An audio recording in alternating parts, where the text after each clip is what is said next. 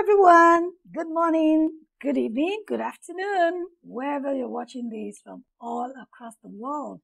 So I am totally excited about this session because I have one of my ogas at the top, going through going through this session with us. I have Wole Oluyemi.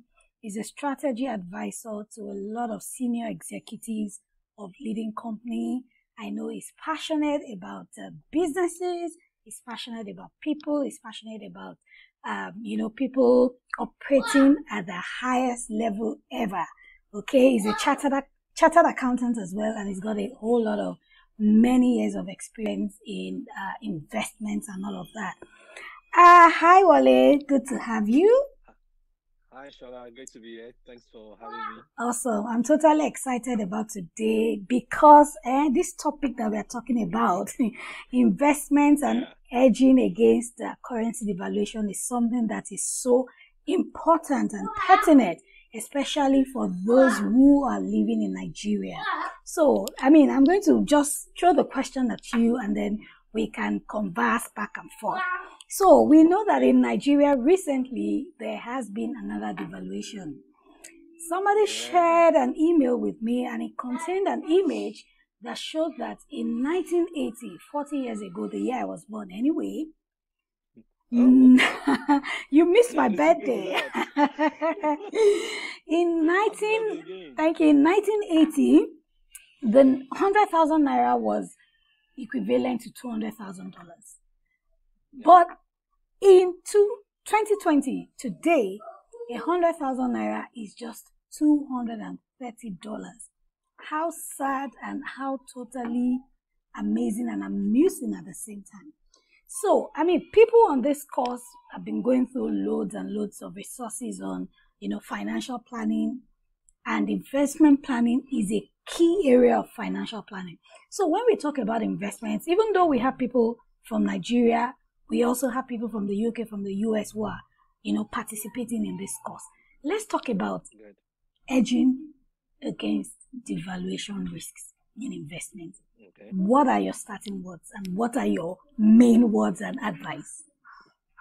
Okay, very interesting topic, and I'm very happy to be part of this platform where you are reaching out to people and sharing this kind of knowledge and empowering people. So really, when it comes to the issue of this is a very unusual topic, revaluation. What revaluation does for us is that it basically turns someone who think is okay financially in just one swoop, you just become a poor man overnight. I remember when in maybe in the early, about 4 or 5 years ago, when we had massive devaluation, we just described that that was when I think we were at about 210 naira to $1, and it jumped to about 450, 500 to $1. What that means is that even if you got a 20% increase in salary, in 1 year, which is very difficult to achieve, it means you're actually poorer than the way you were just some weeks before that devaluation. And I recently on Twitter, I created 2 scenarios where I talk about devaluation so that people can have a feel of how that even affects those of us who are in businesses or who into entrepreneurship and all of that, to see the impact, the havoc that is being wreaked by just a simple economic policy or impact of things like devaluation. I'll give you that example. I talked about 2 guys, or let's say a boy and a girl, who got a gift from their parents, 60 million naira gift each in the year 2000.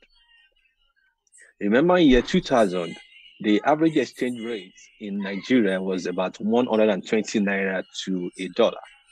So 60 million naira in year 2000 was about $500,000, $500,000. And I said the guy chose to let's call them Mr. A and Miss B. Mr. A decided to go and invest in real estate property, one of the remaining real estate property in 2000 is VGC, Victoria Garden City in Lekki. Bought a house in VGC for 60 million. Cool house, beautiful house. Threw a party to celebrate a massive house. The lady chose to be conservative, that's Miss B, and decided to just drop the amount, the $500,000 equivalent. In fact, she changed naira to dollars and just dropped it in a bank account and left it there in the bank account doing nothing. See Miss B as the female version of the lazy me. I'm a lazy person, okay, and so she's the female version of me, very lazy. Just converted it to dollars, dropped it in the bank account, $500,000. So this guy bought a house, 60 million. Yes, it's making cool annual rent every year, 2 million naira. That will give us additional 40 million naira. So today, if you decide to do what we accountants, let me say you accountants, what the accountants call statement of net worth, as of today, Miss B still has $500,000 in the bank account. Let's assume zero interest, which we know is even oversimplistic assumption that there is no interest throughout the 20 years. So $500,000 in the bank account. The guy has a house worth 60 million. Let's say because of maybe value appreciation, it has gotten to maybe 80 million. Let's say the annual rent he has been getting, he has not been spending anything out of it to repair or maintain the house. That takes it to about maybe that's additional 40 million. That takes it to about 120 million. So 120 million today in Naira bank account. If you convert that to dollars, what would that give you? It will give you something around $300,000. Wow. With all the stress of managing tenants, managing vendors to maintain the house, and all those stress, all the issues, legal issues that would have come up in the 20 years, Mr. A is no more as rich as Miss B, who did nothing. So sometimes these kind of issues affect our business decision. If you are doing a business and probably you have foreign partners, it means that the value of your business is being eroded despite all the efforts that you're putting into it without no fault of yours, assuming all other things are constant, ceteris paribus. So that's the effect of devaluation, even on businesses and on personal investments. And so when you look at devaluation, you see that, let's even make it simpler. Let's even make it simple. Let's say I earn maybe 100,000 naira per month, or let's say 1 million naira per month. Let's make it big. We love big numbers. I earn 1 million naira per month from my office or business. And that gives me 12 million per annum. The 12 million per annum that I was earning as of year 2000 is actually better than 24 million, earning double of that salary in 2020 because of the purchasing power of the former 12 million. So those are some of the things that a lot of people don't realize, that you're actually becoming poorer by the effects of devaluation. And so the challenge for people is, how do you manage your investment portfolio to be able to be immune, not 100%, but to a large extent, to the impact of things like devaluation, which you don't have control over. Even the businesses you are invested in don't have control over. There are so many things outside of your business terrain that you need to monitor. One of them, and all of them are in the economic space: inflation and things like currency FX risk, which we call devaluation. Shola, I've been with clients who tell me, people like to use Excel and to project a lot of things that sometimes doesn't even make sense at times. So you tell me that, oh, Wole, my business has been growing between versus 2018. In 2019, we had a growth of about 10%. I mean, and they're celebrating that there was a growth of 10%. I'm like, wait a minute. You need to normalize this growth versus inflation. If there is an inflation of 14% and your growth is 10%, you're actually not growing. You're actually receding because you are expressing negative real growth. Right. You are receding backwards because the value of that new performance you've just made is not actually what this value of the former performance was a smaller amount. You know, I mean, I use simple analogies to illustrate some of these things. That's what you made in 2019. How many Toyota Corolla can it buy? What you are making in 2020, how many Toyota Corolla can it buy? It's not just about looking at the numbers. I think that's one of the mistakes that we accountants sometimes mislead our clients and people we are advising. You know, we just look at the numbers. But sometimes numbers alone needs to be looked at in the context of the macroeconomic environment, which a lot of us will run away from. So when you look at maybe someone who produced, I mean, let's look at, I was looking at the financials of a company. I won't mention their name now, though they are listed. Majority of the investment in that company is from FDIs, so foreign investors, you know, and you know, so I think foreign investors account for about 60% of the investment in that company. And they are showing me that in Naira, because their financial statement is prepared in Naira, they're showing that they've had a growth of about 15% year on year, 2019 versus 2018. But if you convert that same financials, 2018 and 2019, into dollar financials, it's actually going to show you a decline in performance of about 30-40%. Wow. And I'm like, your foreign investors are not going to be happy with this. You can keep Wole and Sola happy with this level. But your foreign investors, the Don Chen who invested in this business 30 years ago, is losing money very fast. Very, very fast. So the question is, how can we as individuals and in our little businesses, in our large businesses, how can we edge against this impact? Because this is real. And one of the first things that people need to do is education. You know, I mean, you describe that people are running businesses. They think, okay, I'm in the business of maybe manufacturing, food manufacturing, for example. And all what they're interested in is just knowing the operational side of the business. You need to, when you call yourself CEO, or you call yourself COO, on the other title that we love so much in Nigeria, Chama, you know, there are so many other things that you need to be aware of, because they are strategic issues, but they affect the long-term value of your business.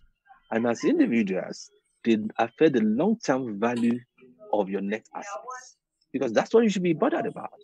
You know. So if as a business leader, you must definitely try to educate yourself to know how things like FX, how things like inflation affect your business, how government pronouncements could alter the shape of your business. A simple regulatory action from government could alter your entire investment portfolio. That's the reason why you see, I mean, the people always say that the rich people are always getting richer because they're smart. They're not dumb. They don't take decisions based on emotions. You know, some of us, we take decisions based on emotions. Oh, I invested in this business because Shola is there. And because Shola is there, I don't want to pull out my funds because I don't want Shola not to be happy with me. Really? That's not how you take investment decisions. It's not about Shola's happiness with me or not. I want to maintain a good relationship with Shola, don't get me wrong, but I'm also after my business impact. So one of the things people need to do, like I said, is education. That's why they need to come from programs like those programs that you organize, those your awesome communities that you work on. I don't know how you manage it, but you're doing a great job. Thank you know. you. And so those are the kind of places where they can be able to learn how to run business the way businesses are meant to be run. Or else they will just become extinct in a few years, less than 2 years of running the business. So that's number one. Number two thing is that when you are running a business, you need to know where you're going. Because if you don't know where you're going, every road is a road. If I'm in Lekki part of Lagos and I'm going to Badagry, if I know that I'm going to Badagry, if I see myself at Ogudu, I might still be thinking I'm on the right path. But once I get to Berger, I know I've missed road. But if I don't know where I'm going, if I see myself at Berger, is a road. If I see myself at Yanoepaja, is a road. If I see myself at Festac, it's a road. Right. Because I don't have any planned destination.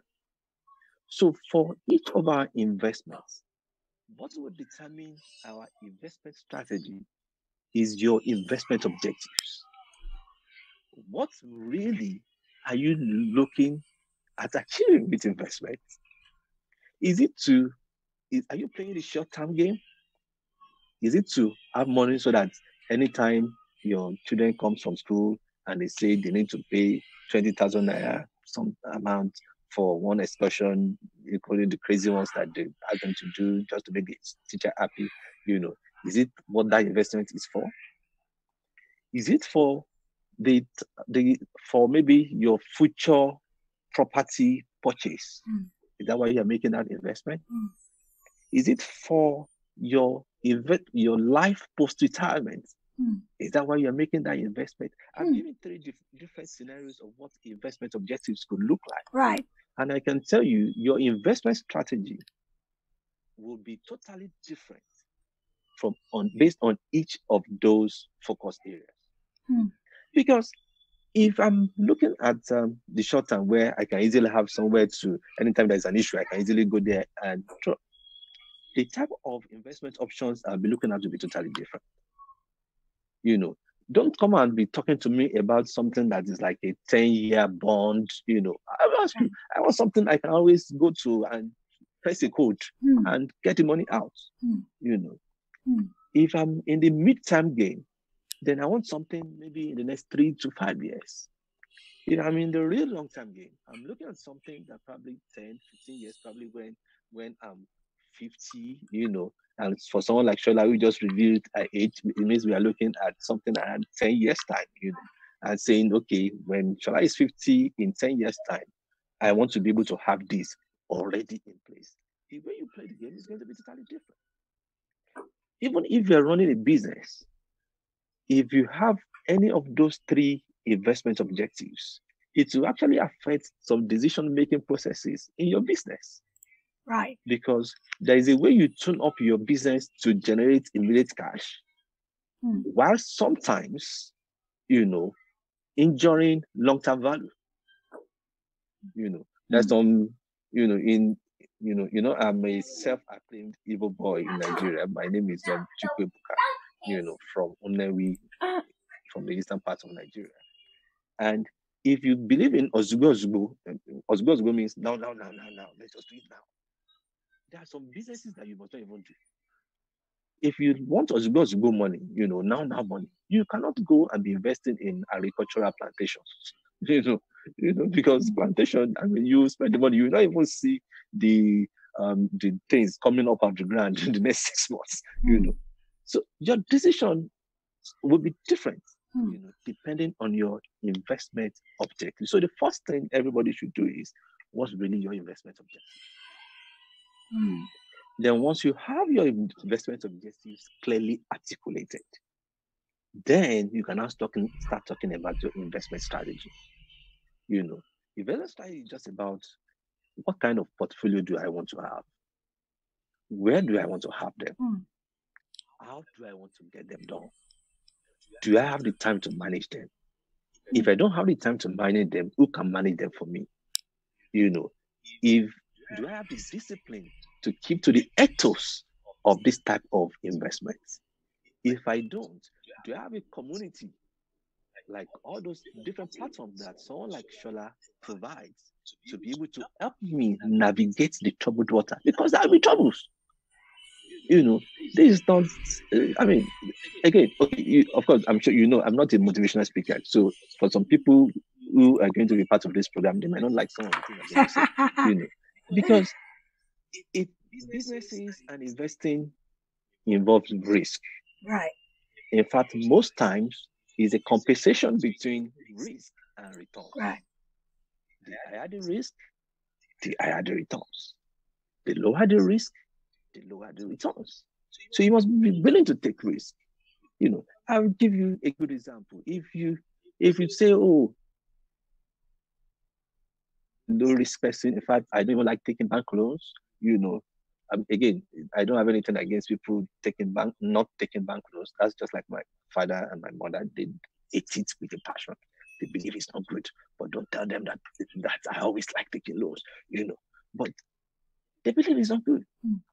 But if you go and talk to people like Aliko, people like Mike Adenuga, people like Warren Buffett, they will tell you there is no way you can run a business without leverage. And once you leverage up a business, you are exposing it to risk. Because if you don't have leverage, if you don't have debts, you can say, okay, whatever I make, I will be okay. If it's not okay, it beats me, I will survive. But when you have debts, Pali, it's not more about you. You now need to make sure that you are able to service the principal and the interest. Right. Before you even think about yourself. Right. So the business is becoming more risky. And guess what? Because it's even becoming risky and you're realizing that this is not just about you, you discover that a lot of times you take very much good quality decisions because you are now looking at it and look, what will Sola say when next we come for the board meeting? What will Wole say when it comes for the board meeting? Because Wole and Sola are probably going to come for the board meeting and they want to have assurances, strong assurances, not emotional assurances, strong logical data-backed assurances that their investment in that business has not been wiped out. So key thing is having an investment objective, then having key strategies as to how you want to invest. In terms of investment options, there are so many investment options. First one, the easiest one, the lazy man's out. Okay, let me withdraw that statement. Not necessarily the lazy man's out. Is investing on the stock exchange. Okay. Whether Nigeria Stock Exchange or London Stock Exchange or Johannesburg or New York Stock Exchange. Investing on the stock exchange is same thing across board. So you think it's lazy though? It's lazy depending on which side you are on. Okay. It's lazy in the sense that if I can choose to buy certain shares, because I know the kind of corporate governance in those companies, I can go to sleep if I'm on the long-term game. That I'm not interested in the dividend payout policy, probably, and I know that this business is difficult for it to go bankrupt or for them to do shady deals, probably because I look at the board of directors, and I'm seeing people like Bukun Awoshika on the board. I'm seeing names like Foladola there. There are some names that when you see the names, you know that okay, things are okay. Right. I can't see Bukun Awoshika's name on something, and I'll be getting afraid. Why am I okay? There's some names that gives you comfort because they have worked hard for that name, for their integrity. It's too late for them to change. So the first thing is if I have such kind of portfolio, long-term view, and I'm investing in those type of strong companies, I might just go to sleep and not bother about what's happening with the price of shares. If you like, the price of shares can be going up and down. I'm not interested because I'm looking at year 2030 or year 2040. That's my horizon. But if my goal is immediate capital appreciation, where I want to be able to cash out, when prices of shares are high, and I want to buy in when the prices are low, then definitely you cannot afford to be lazy. In fact, Business Day newspaper, and other newspapers where you can see the movement in prices, Right. full movement in prices, will be your best friend. Mm-hmm. So as you go on social media to play on Twitter or Instagram, you are looking at the price listing every day and saying, okay, what's going on? I mean, I'll give examples. Even yes, I'm in the long term, but sometimes I play short term when I see opportunities. Which is trading, which is just trading anyway. Which is purely trading. I'm not emotionally attached to any shares. I always tell people, none of those shares is owned by my father. None of those companies owned by my father, so or mother. So what's my own? So I'm not emotionally attached to any shares. I can fling any shares anytime. So there was a time I was just looking at the stock exchange, and a lot of the prices were depressed. This was in 2015, 2016, early 2016, and I pumped a lot of funds into it. I mean, over 5M, and I just pumped it in. Of course, I was very careful in terms of shares I was going for. I was looking for all those, petty shares, those 2 naira, 3 naira shares, that have good, good business potentials, and all of that. And I just bought them here and there, bought things like AXA Mansard, UBA was going for like maybe 3 naira, 2 naira, something about that. So I just bought a couple, maybe about 15. I have a platform where I can make my order, put a price limit that if it falls below this price, buy. And it's buy automatically. I don't want to advertise for them because they're not paying for it. And I just left it there. 6 months down the line, I checked. I was seeing some figures in the portfolio because my trading portfolio that the prices have gone up, and I was looking what I bought with about 5M. I was looking at something like around 8 or 9M. Wow. I was like, no, it's not possible. I thought maybe it was like something on my phone, this catches. Right. So I decided to use another device to check to see the real stuff. Value. And I checked, and it was real. I was like, okay. There was a temptation to keep them. But I was like, no way, I won't be caught on this one. I don't want to be part of history. So you sold out. I sold out, And about 2 months later, some of my friends were complaining that the thing are crashing. I was like, no, I'm not crashing with you. So if you are doing trading, you must understand what you're doing. You must know the timing of your entry, and you must know the timing of your exit. The game is really about timing of entry and timing of exit. And that's why sometimes when you have some loose funds to play and you can monitor it, that's a very good, easy place to be. But of course, make sure that you are not emotional with your decision making process, and you use data. And the good thing is that the data is there. When you look at the newspapers, you listen to news on TV, you discover that you have the data to take decisions. So use data. Not rants on Twitter or. And guess what? Some businesses can be doing very badly in terms of customer service, especially in Nigeria. And they might be the best type of investment to put your money on the stock exchange. They might be getting a lot of negative reviews everywhere, but in terms of stock movement, they might be doing very okay. So if you allow emotions to determine your investment decisions, you'll be screwed up. Pure and simple.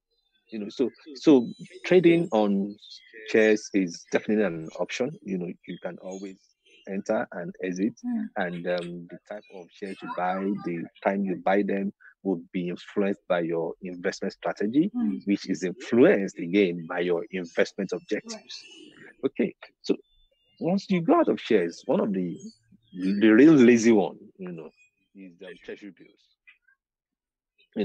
In the sense that is guaranteed, is risk-free. We call it risk-free investment. You are sure from day one, you know how much you are going to get. So the kind of people I encourage to go for risk-free investment. In fact, risk-free investment should be minimal. I don't like putting minimum, but should be the major part of their portfolio. People who are retirees. If you have worked for 20 years, 25 years, 30 years, and you're retired and you have some retirement funds, that's not the best time to go and try your hands on a new business that Wole is trying, or to allow someone to come to you and say they have one new business idea, there is a new technology they're trying to develop, and it's coming from Malaysia, or Dubai. That's not the time to invest in those kind of stuff. At that point, your investment objective and strategy should be more of maintenance mode.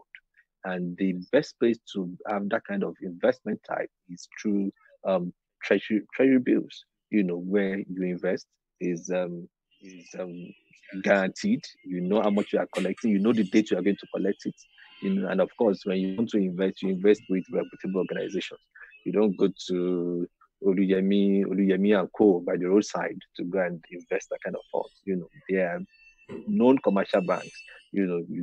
First Bank, UBA, Access Bank, GTB, Zenith, banks. So don't go and say you are investing through Oluyemi and Co. by the roadside in Idumota. You just invite high blood pressure plus diabetes plus COVID into your life. Just joking. So that's another option for people in terms of investment. And one of that lazy ones for me, that helps me to manage that is mutual funds. Okay. I love mutual funds because what it does is that it's like employing maybe asset managers, quality asset managers, to manage my pool of funds for me. And of course, yes, at a small fee. So instead of me having to monitor the stock exchange on a daily basis, maybe if you are doing ARM or Stanbic or any of the other asset managers, those ones are employed to do it for you on a daily basis, And I think I can't remember if you started something like that sometime ago, But I know we've discussed it about where you bring people together and help them to fight. That's a safety net, But I know you are a child. Very, let me say it. I should be encouraging you. Go ahead. Feel free.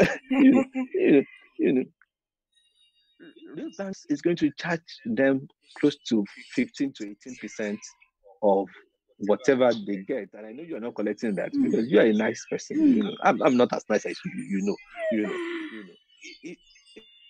If I'm doing that for people, I know how much I was going to be charging. But the last time we discussed, I know you mentioned the rate, and I was like, so why are you doing this? You just doing it. Okay, I like it though. So, and I will tell you that sometimes, a number of people in our various communities, when you make something as great as that, as cheap as you have made it, made it more accessible because you are easier to access. They will find it easier to access you than the way they will access Stanbic accounting officers or GTB accounting officers. Sometimes we make it lose value.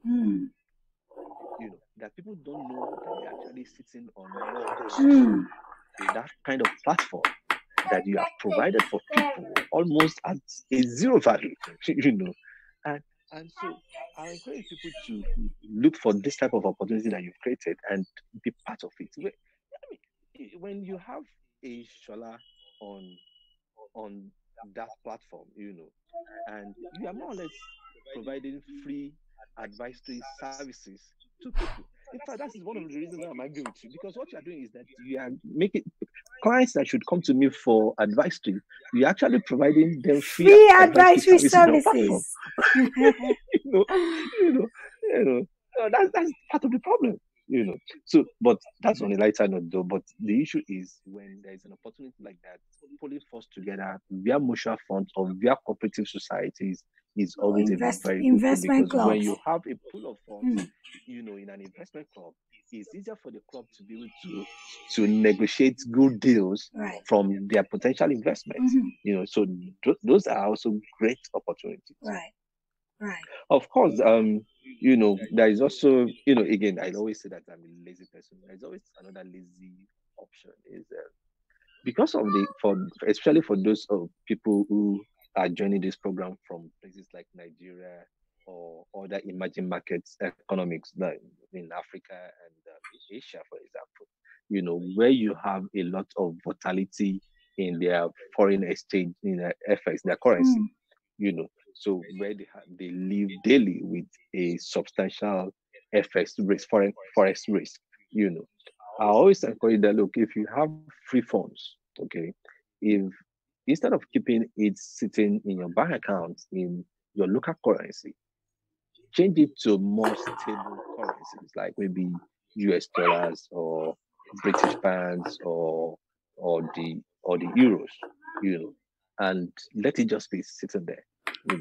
I know people who have made a fortune with FX. Again, when I talk about FX, I'm not talking about FX trading. There is this complicated trading on FX that goes on that Nigerians like. A lot of people are doing it, but they don't even understand what they are doing it, why and how they are doing it. So I'm not even talking about that one. That one's I don't like talking about it because I have my personal biases and reservations. Same thing with cryptocurrencies. I have my biases and reservations, so I don't want to go there. I'm not saying it's not good, but I'm not saying it's good. But if you have some funds that are probably a bit idle, you might want to keep them in more stable currencies. The major essence is not even of asset appreciation. It's more of asset preservation. Is asset preservation. You want to preserve the value of your assets. And that's one of the things that we need to focus on when you look at your portfolio. There are some things that are delusive to your portfolio, or there are some things that are adding value to your portfolio. If you have, I know a lot of colleagues and friends, they will tell you that I have shares. I have shares everywhere. Do you have a list of those shares written somewhere? If I ask you what's the value of the shares you have on the Nigerian stock exchange, in the last 3 months, can you give me a coherent answer? Because if you don't have an answer to that question, it means you're actually not monitoring or tracking the value. And what you don't track can get lost. What you don't track can get easily lost, because you don't know what's happening to it. So one day you just got that the company is no more existing. You just wake up and hear that the company is no more existing. Just like some of our friends who invested in MMM. That was 3 years ago. Right. People were investing in MMM and a whole lot of, there's this other one that's into maybe petroleum supply. Oh, okay. There was one after MMM. I think it was Lumi or Lumo or something. Yes. Some funny name like that. Yeah. And when they come to me, and they say, okay, Wole, there's a new investment in town. You invest 100,000 naira now. In 6 weeks' time, or in fact, some of them in 4 weeks, you are going to get your principal back plus additional 100,000 naira. Right. There are usually 2 questions I ask those people that bring those kind of good deals to me. Number one, if this investment is as good as you are saying it is, how come you have not invited everybody in your family, in this case in the village, to sell their properties and put it in it? Because you are saying it is sure banker. So get your family members, take all the risk, put all your family assets into it, so that in 6 weeks' time, bam, double. they always run away. The second question I always ask is, okay, what business would they do with money that would generate this kind of returns? I'm just interested. Most times, even supposedly educated people, they don't know or have a clue of what they're going to do with that money. They just know they are paying 100,000 into one bank account, most times of an individual, and in 6 weeks' time, another money comes in. They don't know what they're using the money for. And so I asked you to, because when I try to understand what kind of business you can do, yes, I know in Nigeria, for example, there are businesses that you can do that can generate results. If you're into politics, if you're a politician, that's a business. If you run, let me say the other one, people that are going to church tomorrow will So if you're a politician, for example, you can mint currencies almost virtually, and get that kind of returns. But people invest in those businesses, they don't know what they're talking about. I'll give you an example, which is now supposedly a good story now. I remember one of these, I won't mention the names, when there is one of these organizations that they do crowdfunding of agricultural investment started. One of my friends, her name is Uche. Uche called me and said, Wole, these people are starting a platform. If you invest 50,000 naira for maybe maize farming, in 6 months' time, they're going to pay you your principal and another 100% or something like that, as returns on investment. I said, okay, it is possible. They will do the first one, they will pay. The second one, they will pay. But from the third one, there will be story. So if you can enter at the beginning, I was thinking about it. If you can enter at the very beginning, if you are sure you are one of the first set of people, they will definitely pay you because they want more people to come in. Even if they need to go and borrow money to pay you, they will pay you because they want the crowd to come in. They want your testimony, as we say it, to go out so that you can invite people from far and near to come and drop. It is those ones that will lose, And he was like, are you sure? I said, because my father, I was born into an agricultural family. From before I was born, my father was an agriculturist, was the farmer, And I have some little understanding of farming and agriculture in general. In as much as there is a lot of potentials in that space, but it is not as generating 100% returns in 6 months.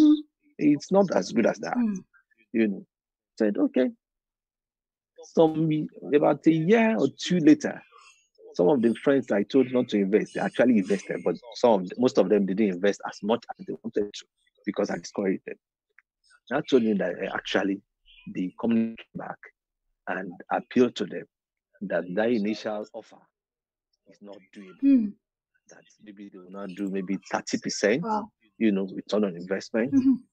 I said now they're making sense. Right. That if they can achieve 30% return every 6 months, that might be possible. But how to make money, I don't know. Later on, I described that it came down to 15-20%. I said, it's more now reasonable. They are coming to real. Right. It's more reasonable. Because all what you need to do is to find out all truths. I mean, I don't want to go into religious explanation. It's not just in the religious books that you hear about finding out the real truth. Even when it comes to business and investment, you must always find out the real truth. Data will never deceive you. Data doesn't lie. So if you can get data as to this type of business, what have they been doing? What are others doing? If you're running a bank, if you see GTB, Zenith, GTB, Zenith, First Bank, UBA delivering a type of performance, and you come tomorrow with a business that you want to triple the performance of those banks, you want to call those people lazy, but you have to show me how you'll be able to achieve it in the same business environment. Right. So those are some of the things that we need to factor in when we do all those investments. We need to be able to use available data and not be emotional about our business decisions.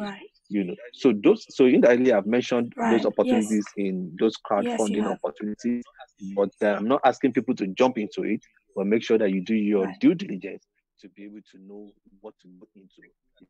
Check who are the promoters, who are the people there. If I see Shola on the board of company, because I know Shola very well, I'll be comfortable taking my bet on her, because I know the kind of things that Shola stands for. I know the kind of decisions you have taken before. I know the kind of tables with good buffet food that you have walked away from because you say, look, Wole, this is not the place where one should be found eating. And I just use that figuratively because so I know the kind of moral fiber you are as a person. But when you just see something on Twitter, on Facebook, and you just jump into it, you might jump in it and you have to jump out again. Wow, this has been totally insightful. I deliberately did not interrupt, and I'm glad that you have, touched on all of the questions. I was going to ask you, so what forms a good portfolio? And I think you already dealt with that. We'll talk about it. Yeah. You make sure that your portfolio is balanced, as much as possible to hedge all risk, both economic risk, regulatory risk, FS risk, people risk. People, you don't want to invest in a business where maybe probably is owned by Mr. and Mrs. and their children. You are taking a risk because tomorrow if they decide to shop in Canada, your money is up. So you need to just balance all those type of risk. So I was going to ask you, now that we have just gone through another phase of devaluation, with people saying there might be another devaluation. So I have gotten a lot of questions along the lines of, I bought dollar at 360. I mean, because about 2 years ago, I started a challenge and I told people to save up in dollars. Some put their funds in dollar mutual funds. Fantastic. Now, the question is, and I find myself in that dilemma as well. Now that you can only get dollars for as high as $4.50 in the black market, do you think it is still wisdom to buy, and then you're saying you're hedging against currency FS risk? So do you think it is wisdom buying more dollars at that rate? And what is your own position right now on buying dollars? Okay. The people who are saying that 450, 430 is high. I even heard recently that the CBN says they are going to pump more funds into the market, and they want to collapse the FX window, and to match with the official rate. What they didn't say is whether 360 was going to go up to meet the FX window, or whether the FX window is going to come down to meet 360 official rate. But the question has always been, for those people who are making this decision, where have they been getting their dollars before? Have they been getting it have they ever gotten their dollars at the official rate before? So if you've never gotten dollars at the official rate before, so why are you taking decisions based on what happened to the official So we've rate? gotten dollars at 360, which was pretty much the black market rate. Parallel market, So what we should be concerned is focus on your markets. If you are Dangote Industries, there's some, yes, my position will be different, but if you have always been going to Aboki in Aboki FX, to source for your dollars, is Aboki FX coming down? Maybe not. So stay there. Yes, I dare risk that probably there might be, we might have reverse devaluation. We might have an appreciation of the naira. Possible, likely, chances maybe low, but it is possible. But is it long-term appreciation? Maybe not. Because let's look at the fundamentals. You know, where do Nigeria as a country, where do we get dollars from? From sale of crude oil. Okay, sales of crude oil is price times quantity. Okay, let's talk about price. Price is yes, maybe in the last few weeks it has picked up a little bit, but year on year, 2020 versus 2019, price came down because as of close of business in 2019, the price was ranging above $60 per barrel. Now is just at about 50% of that. So price is coming down. Even quantity. OPEC is curtailing production. So for Nigeria, it's double jeopardy. In fact, I will even turn it to triple jeopardy. It says that both price and quantity is coming down. So when price and quantity is coming down, it means the country has very smaller amount of dollars to spend. Okay. Now, I'm not preempting the federal government. If I have a small amount of dollars to spend and I have a lot of naira expenditure, you think that the bad spirits in the government might convert them to act like Idi Amin of Uganda. General Idi Amin Dada, to further devalue the currency. I don't know the workings of the central bank that much, but that is always a tendency, especially knowing that our FS reserves has been depleted to almost the lowest it has been in the last 10 years. So the risk of it being further devalued is there. Maybe not now, maybe not in 3 months' time, maybe not in 6 months, but it is always there. Then what are the ways through which we can further strengthen the naira? It's through buying local products and exporting local products out of the country to earn additional effects in addition to what we are getting from crude. But you and I know that we are not really doing well in that space. Of course, we have a very good excuse now. The COVID-19 crisis is a very good excuse for all of us. The easiest lie now, it's an official lie. When any business is not doing well, just say it's because of COVID-19 impact. That's the lie that everybody has been lying. So when you look at all those factors, it sort of encourages the fact that look, there might be some flashes of improvement, but whether it is sustainable, it seriously is doubt. So I always encourage people to, going back to the question, I always encourage people to be in it for at least the midterm and long-term gain. Go ahead and continue what you are doing. You cannot be worse off. That's what I'm sure of. You cannot be worse off. You might not be as good as initially projected, but you might not be worse off. Unless you have a clear, better alternative right now. And in the midst of COVID, what that alternative would be. Wow, this has been totally insightful. Totally insightful. So let me ask you this final question, Wole. If you already have a bit of dollars in your portfolio, dollar instruments, maybe mutual funds, because a couple of capital market players, asset management companies will, do a bit of dollar mutual funds, and you have 10 million naira right now, what would you do with it? So you already have a bit of your portfolio, edged already. You have a dollar something, chunky in dollars already, but if you have 10 million naira to play around with, what would you do with it?